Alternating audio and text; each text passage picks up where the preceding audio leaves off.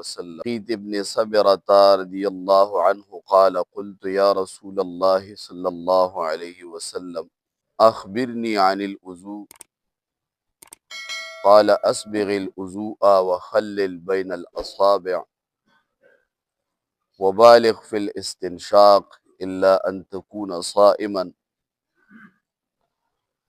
وعن عائشة رضي الله عنها قالت كان رسول الله صلى الله عليه وسلم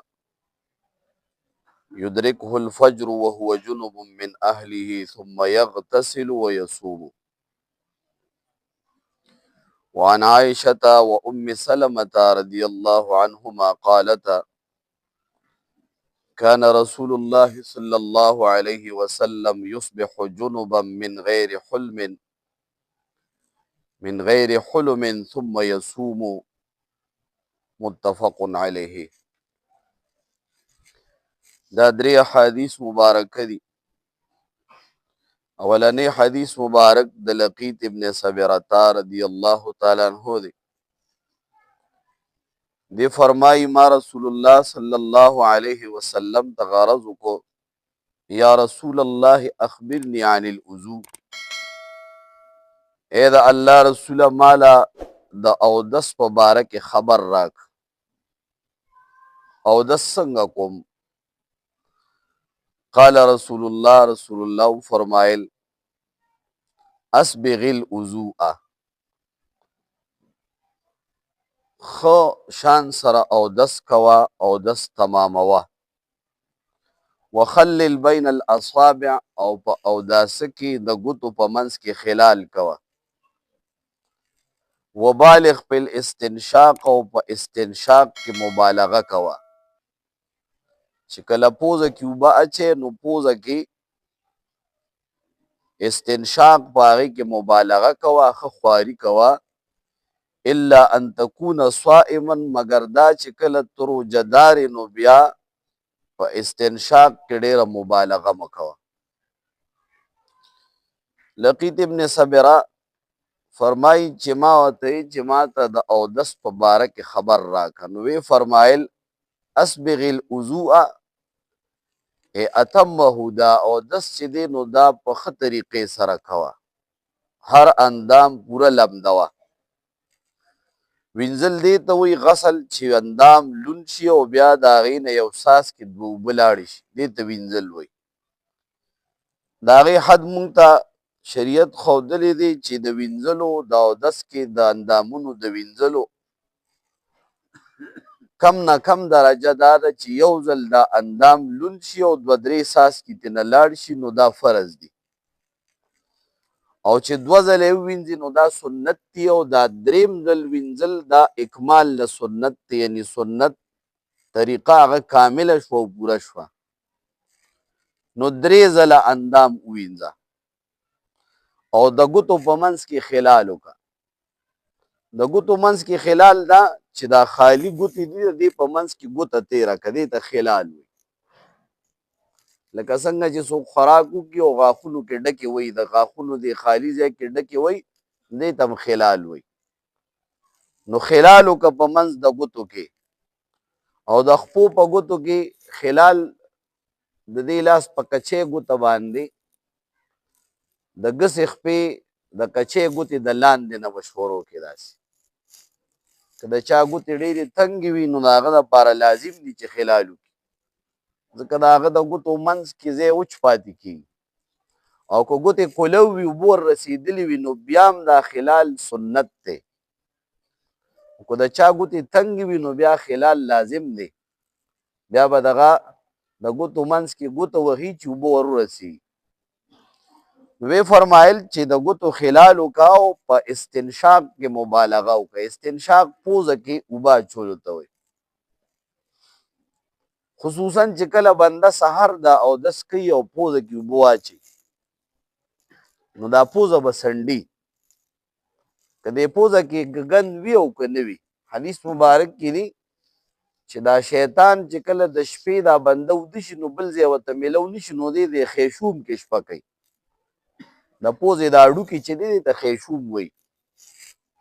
نو تاسو په دې تجربو کې کله چې دا پوزه وڅنډئ او دا اودس چې وکړئ نو دې سره د بنده دا دماغ کلو شي.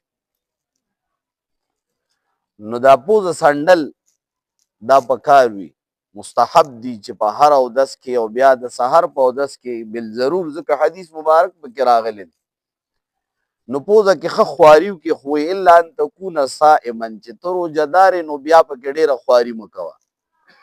که د یو بنده روژه وه او د اودس کو یا یې غسل کو نو پوزه به ترخی نه، پوزه به کنګالۍ، ځکه په اودس کې فرض پوزه کنګالول دي، پوزه ترخول نه دي، او په اودس کې فرض خوله کنګالول دي، غړغړۍ نه دی. دا غړغړۍ چې مونږ کوو او دا پوزه ترخو نو دا به روژه کې نه کوې، که اودس وي او که غسل وي، خوله به کنګال کړي او پوزه به کنګال کړي، خو ډېره مبالغه به نه کړي.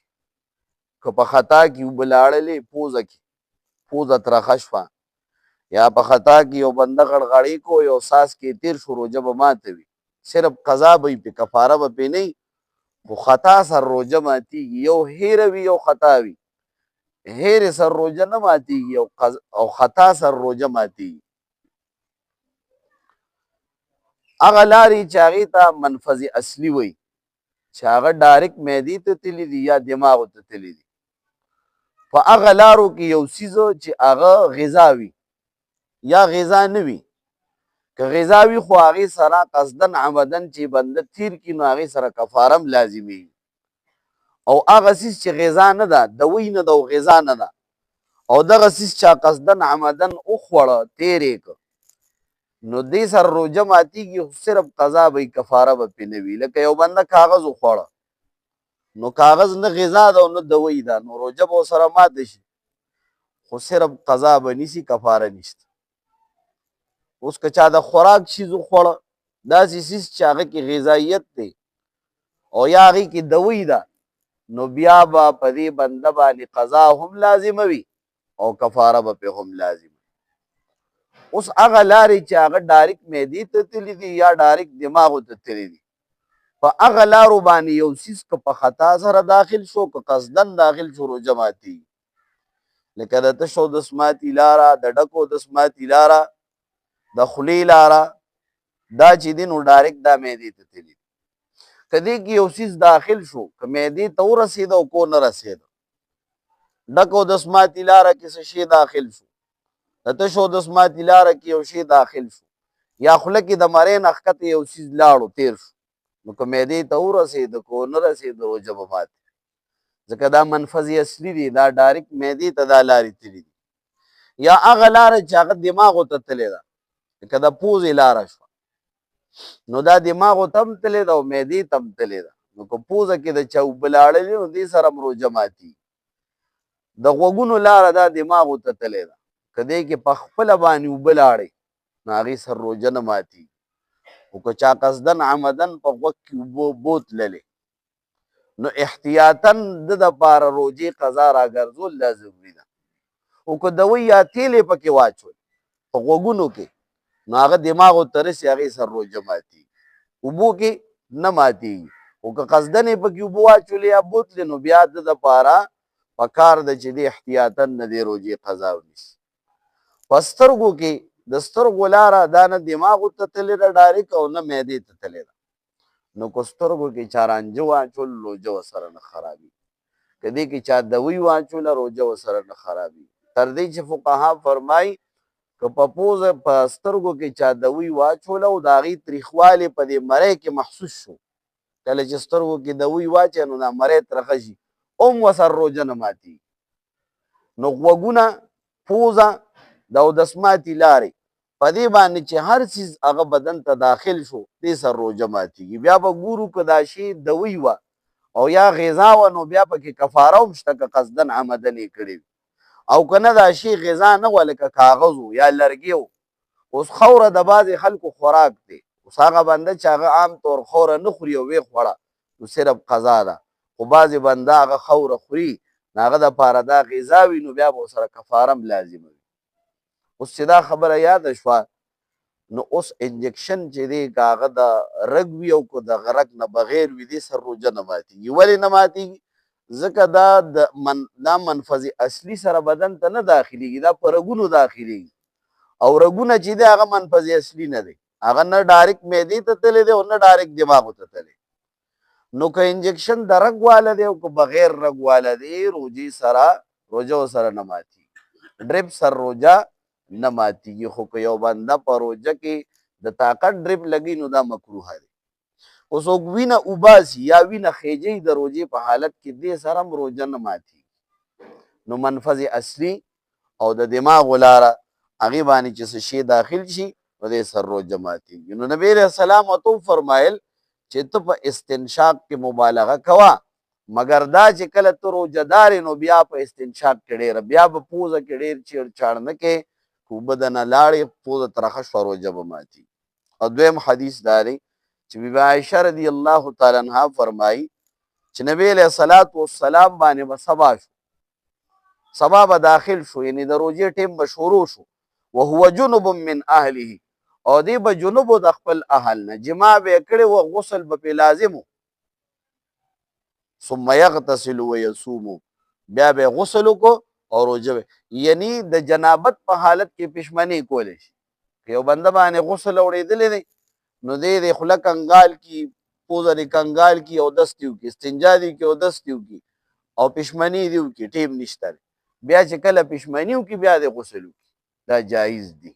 او د غسل په حالت کې د روژه شروع کولی شي. اوس دا غسل کله د قصد د وجې نه اورېدلی وي، یعنې قصدن عمدن د جما کړي وي، او کله ورته احتلام شي وي. احتلام دا چې دی وده شو چې راپاڅېده نو بې اختیاره په ده غسل اورېدلی. نو د دویم حدیث مبارک کې دي بیبي عایشه او ام سلمه، دا دواړه د نبي علیه السلام بیبیانې دي. نبی علیه الصلاة والسلام باندې به دغه شان کله سبا شو او غسل به پې اورېدلی و، خو دا غسل به د حلم د وجې نه نه و، یعنې احتلام به نه و چې په خوب کې پې اورېدلی، بلکې د خپل اهل سره به یې جما کړې وه، خو روژه به یې شروع کړله، پښمنۍ به یې وکړو، بیا به یې غسل وکړو، بیا به یې لمونځ وکړو. نو که د جنابت په حالت کې په چا پښمنۍ راشي نو دی داسې کولی شي چې جنابت حالت کې پښمنۍ وکړي، روژه شروع کړي او بیا مانځه ته غسل وکړي او بیا لمونځ وکړي. الله جل جلاله دې خپل دربار کې قبول کړي. اللهم ربنا تقبل منا إنك أنت السميع العليم وتب علينا إنك أنت التواب الرحيم برحمتك يا أرحم الراحمين.